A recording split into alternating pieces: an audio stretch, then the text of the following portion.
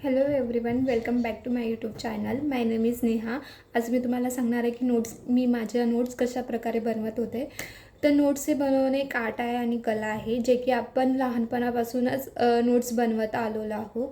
For example एक student जो राहतो की जो डायग्रॅमॅटिक आणि कलरफुल नोट्स बनवतो आणि त्याच्यामध्ये खूप जास्त टाईम वेस्ट करतो. एक स्टुडंट जो राहतो की सिम्पल वेमध्ये नोट्स लिहितो आणि त्याचा टाईम तो वाचवतो आणि त्याच्यामध्ये जास्त टाईम तो रिवाईज करण्यामध्ये वेस्ट करतो. नोट्सचे हे दोन टाईप आहे, एक लाँग नोट्स आहे, एक शॉर्ट नोट्स आहे. आता आपण बघूया लाँग नोट्स आपण ही क्लासेस आणि कोचिंगमध्ये लिहित असतो, राईटअप करत असतो, जे की टीचर आपल्याला एखादं लेसन चॅप्टर शिकवत असताना सांगतात आणि आपण लाँग फॉर्मॅटमध्ये नोट्स लिहितो. दुसरं म्हणजे आपण त्याच्यामध्ये दोन लँग्वेजचा यूज करायला पाहिजे, एक हिंदी लँग्वेज आणि मराठी लँग्वेज किंवा आपले ओन लँग्वेज. आपण अशा प्रकारे दोन लँग्वेजचा यूज करू शकतो. जे लँग्वेज आपल्याला कळते त्या लँग्वेजमध्ये राईटअप करायचं. नोट्स कशा राईटअप करायचं हे इम्पॉर्टंट असते. नोट्स हे खूप जास्त इम्पॉर्टंट असते. जसं की कॉम्पिटेटिव्ह एक्झाम झाली, आपण कोणत्या एक्झामचं प्रिपरेशन करत असणार तर त्याच्यासाठी नोट्स बनवणं हे खूप जास्त इम्पॉर्टंट असते. की आपल्याला एखादा टॉपिक कवर झाल्यानंतर आपण नोट्स हे बनवल्याच पाहिजे. नोट्सशिवाय आपण कोणत्या कॉम्पिटेटिव्ह एक्झामची तयारी नाहीच करू शकत. तिसरं म्हणजे नोट्स हे सिम्पल वेमध्ये असल्या पाहिजे, जास्त डार्क वेमध्ये नाही, कारण की आपला टाईम वेस्ट नोट्समध्ये जास्त होऊन जातो. आणि ज्या इझी वेमध्ये आणि सिम्पल फॉर्मॅटमध्ये नोट्स लिहिलेल्या राहतात त्या आपण इझिली लर्न करू शकतो. सिम्पल फॉर्मॅट नोट्स म्हणजे हे कसं की जास्त पेन यूज करायचे नाही, दोनच पेन यूज करायचे.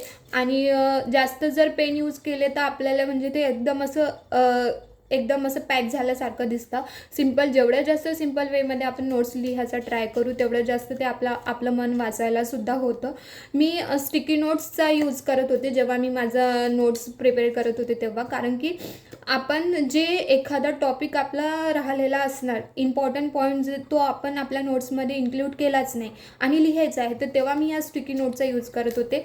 तिथे हे स्टिकी नोट स्टिक करून याच्यावर जे इम्पॉर्टंट पॉईंट आहे ते लिहित होते. जो माझा पॉईंट सुटून गेला त्याच्यासाठी सुद्धा मी स्टिकी नोटचा यूज करत होते. तिसरं म्हणजे की आपण ज्या नोट्स लिहितो त्याचा फॉर्मॅट म्हणजे जेव्हा टीचर आपल्याला सांगते आणि इम्पॉर्टंट क्वेश्चन जर सांगत असणार तर तिथे जेव्हा आपण ओरली ज्या नोट्स राईटअप करतो लाँग फॉर्मॅटमध्ये ज्या नोट्स राहतात आपल्या, तिथे मी IMP म्हणून इम्पॉर्टंट लिहून ठेवत होते की हा क्वेश्चन आलेला आहे. जेव्हा सर सांगत होते की हा टॉपिक खूप जास्त इम्पॉर्टंट आहे, हा टॉपिक तुम्ही केलाच पाहिजे, मी रेड पेननी तिथे IMP म्हणून असे लिहित होते. IMPचा मोस्ट इम्पॉर्टंट पॉईंट आहे म्हणून असं लिहित होते आणि त्याला हायलाईट करत होते, जे की मी जेव्हा नोट्स माझ्या रिवाईज करत होते तेव्हा मला कळत होतं की हा पॉईंट खूप जास्त इम्पॉर्टंट आहे आणि हा मी वाचायला हवा. नंतर मग आपण जर लाँग फॉर्मॅटमध्ये ज्या नोट्स लिहितो ते कधी कधी आपण एक युनिट कंप्लीट झाल्यानंतर आपण 3 पेजेस तर कंपल्सरी सोडायलाच पाहिजे. 3 पेजेस यासाठी सोडायला पाहिजे. एखादा टॉपिक आपला MCQ सॉल्व करताना आपल्याला आठवतो किंवा MCQ सॉल्व करताना आपल्याला कोणत्या टॉपिकमध्ये डिफिकल्ट होतो, कोणता टॉपिक आपल्याला आठवतच नाही याचे आन्सर काय आहे, तर आपण जे 3 पेजेस सोडले राहतात ते 3 पेजेस आपण त्याच्यासाठी यूज करायचे की हा टॉपिक आपल्याला आठवत नाही, हा पॉईंट आपल्याला आठवत नाही आहे, तो पॉईंट आपण आता तिथे राईट डाऊन करून ठेवायचं. की मग जेव्हा पण आपल्या नोट्स रिवाईज करतो तेव्हा आपल्याला कळतं आणि ते पण आपलं लर्न होऊन जातं. मग इझी वेमध्ये ते आपल्याला लक्षात राहायला स्टार्ट होतं.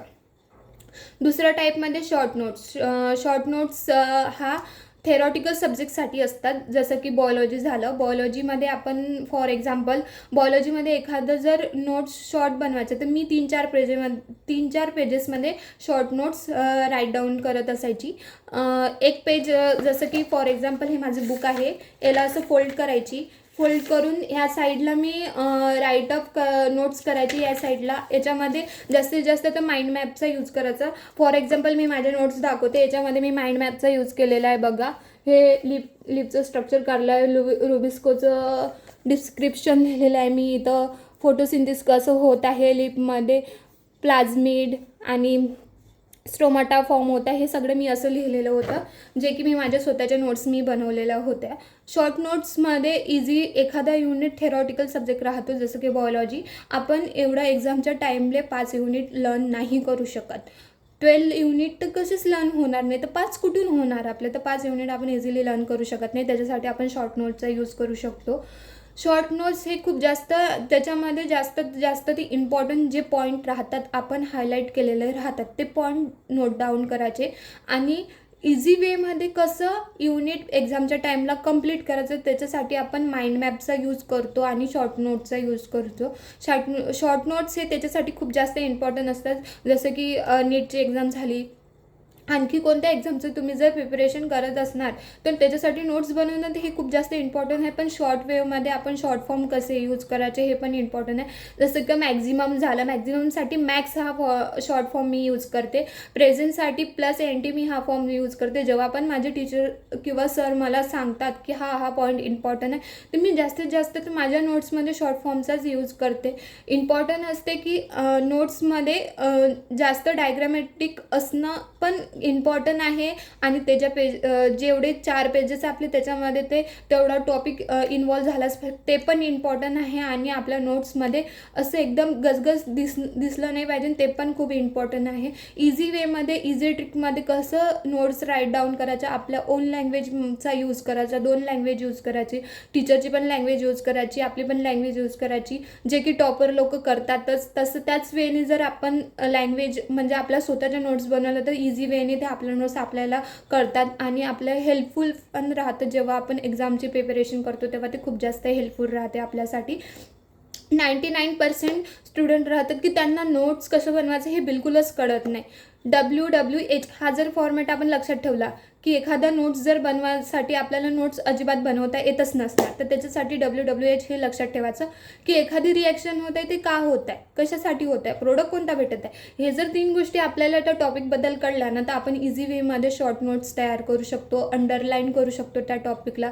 जसे की फॉर्म्युला झाला, फिजिक्सच्या फॉर्म्युला शीटमध्ये मी जे फिजिक्सचे टॉपिक आहे त्याच्या रिलेटेड फॉर्म्युला शीट बनवत होते. तिथे मी बाजूला जो फॉर्म्युला लिहायची त्याला असं बॉक्स करून ठेवायची आणि त्याच्या बाजूला असं लिहून ठेवून फोर्सचा फॉर्म्युला आहे, एरियाचा फॉर्म्युला आहे, कशाचा फॉर्म्युला आहे, फोर्स काय आहे त्याच्यात, F काय आहे त्याच्यातला फोर्स आहे, ए काय त्याच्यातला एरिया आहे, असं मी लिहून ठेवत होते जेणेकरून मला ते इझी वेने कळत होते. अशा प्रकारे मी माझ्या शॉर्ट नोट्स तयार करत होते. तुमचं पण ड्रीम कोणतं असणार आणि सक्सेस करायचं असणार तर त्याच्यासाठी तर तुम्हाला प्रयत्न करायच लागेल ना.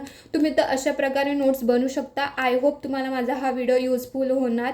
तुम्हाला जर माझा व्हिडिओ आवडला असणार तर माझ्या चॅनलला सबस्क्राईब करा, लाईक करा आणि शेअर करा आणि जास्तीत जास्त फॉलो करा. थँक्यू.